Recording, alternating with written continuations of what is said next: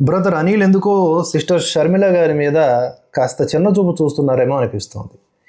మందికేమో ప్రార్థనలు, కన్నీటి ప్రార్థనలు, మిరాకిల్స్తో కూడుకున్న కర్చీఫ్లు, ప్రేయర్ ఆయిల్స్, కొబ్బరి నూనె జలాలు, ఇంకేవేవో వాళ్ళ పైత్యాలన్నీ వెదజల్లుతూ ఉంటారే in the name of Jesus and Bible.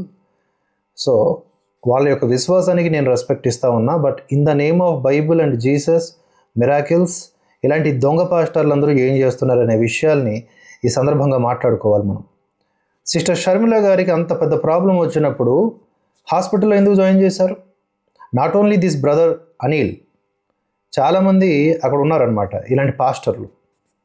Bellampalli Praveen పెద్ద దొంగ, మామూలు దొంగ కాదు. ఎంతమందిని మతం ఈ యొక్క పిచ్చిలో, ఈ మిరాకిల్స్ పిచ్చిలో మతాలు మార్చుంటాడో లెక్క పత్రం ఉండదు. వీడికి పోటీదారు అక్కడ ఉన్నటువంటి సతీష్, కలవరి సతీష్. కర్చీఫ్లు అమ్ముకుంటా దానికి మిరాకిల్స్ ఆపాదింపజేసి కోట్లు గడించాడు.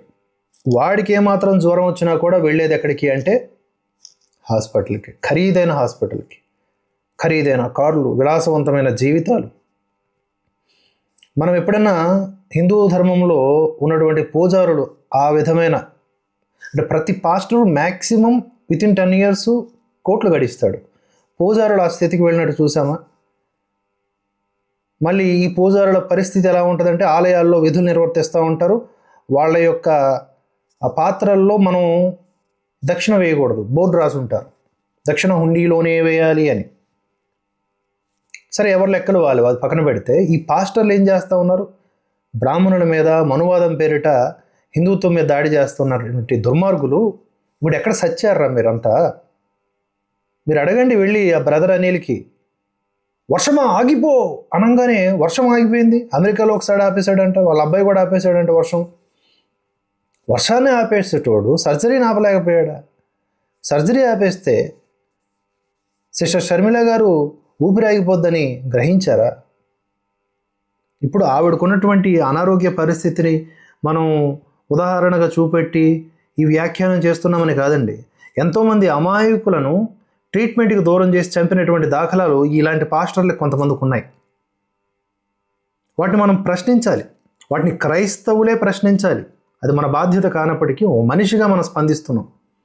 ఎలాగైతే మనం హిందువుల్లో ఉన్నటువంటి దొంగల్ని, హిందువుల్లో ఉన్నటువంటి దొంగ బాబాల్ని ఎండగడతా ఉన్నామో, వీళ్ళు ఆ పాస్టర్లను ఎండగట్టాలా? అవి ఏడకెళ్ళి వస్తున్నారు ఆ పైసలంతా? కర్చీఫ్లకి డబ్బులు ఏంట్రా, ప్రేయర్ ఆయిల్ అని చెప్పేసి వాటికి డబ్బు ఏంట్రా? ఏం చేస్తున్నారా మీరంతా మా డబ్బుతో? దశంభాగాలు దొబ్బుతున్నారు చాలది, ఇదేంట్రా కొత్త కొత్త స్కీములు, స్కాములు అని చెప్పి అనాలి. ఈరోజు బ్రదర్ అనిల్ ఇంటి ముందు క్రైస్తవులందరూ క్యూ లైన్ కట్టాలి. మాకు పలానా టైంలో నువ్వు ప్రార్థనలు చేసినావు, కడుపు నొప్పుని వస్తే ప్రార్థనలు చేసినావు, జ్వరం అని వస్తే ప్రార్థనలు చేసినావు. ఆ ప్రవీణ్ గడికి కూడా చెప్పాలి, ఆ బెల్లంపల్లి ప్రవీణ్. ఏంటవి? ఎయిడ్స్ రోగమైనా సరే టచ్ అనగానే పోతుందట. మరి టచ్ అని ప్రవీణ్ గడితోనైనా చేయించుకోవాల్సింది షర్మిల గారికి వైద్యం. అంటే మీకు ఒక లెక్క, మందికి ఒక లెక్క. మంది ఆరోగ్యం మంది కాదు కదా. మన పిల్లలు బాగుండాలి, మనం బాగుండాలి, విలాసవంతమైన బిల్డింగుల్లో ఉండాలి. ఇదొక పెద్ద మాఫియా, ఇదొక పెద్ద మార్కెట్. జనాల ఎమోషన్స్తో, విశ్వాసాలతో, జనాల బలహీనతలతో సొమ్ములు చేసుకుంటున్నటువంటి మాఫియా. ప్రతి మతంలో ఇలాంటి మాఫియాగాళ్ళు ఉంటారు. హిందూ ధర్మంలో కూడా మాఫియాగాళ్ళు ఉన్నారు. కనుక ఈ సందర్భంగా ఈ పాస్టర్లందరికీ ఒకటే ఒకటి సూటి ప్రశ్న. వర్షాన్ని ఆపేస్తారు, మిరాకిల్స్ చేస్తారు, ఇట్ట టచ్ అనగానే ఏదో మొత్తం అంతా అటు ఇట్టోళ్ళు అట్టు, అటోళ్ళు ఇట్టు. అసలు ఏం పెర్ఫార్మెన్స్! ఏమైంది షర్మిల విషయంలో? ఆవిడ కరడు గట్టిన క్రైస్తవురాలే కదా. ఒకనొక సందర్భంలో వివాహంలో పసుపు పూసుకున్నారని చెప్పి ఎవరో ట్రోల్ చేస్తే, పసుపు ఏమన్నా హిందువుల పేటెంటా అని మాట్లాడి నేను పరమ క్రైస్తవురాలని నిరూపించుకున్నటువంటి దేవుని బిడ్డ. ఆ దేవుని బిడ్డకి ఈరోజు ఆపదొస్తే మీరెందుకు ప్రార్థనలు చేయలేదు? కేవలం పేదవాళ్ళకి మాత్రం కేవలం ప్రార్థనలు చేసి చంపిన దాఖలాలు బోల్డ్ ఉన్నాయి. చర్చిల్లో శవాలుగా తేలిన దాఖలాలు బోల్డ్ ఉన్నాయి. అసలు ఈ క్రైస్తవ్యాన్ని కనిపెట్టినోడు ఎవడైతే ఉన్నాడో వాడి దేశాల్లో కూడా ఇలాంటి పిచ్చి నమ్మకాలు ఉండవు కదా. భారతీయులు గంటగడుతూ ఉన్నారు మీరు దరిద్రులారా.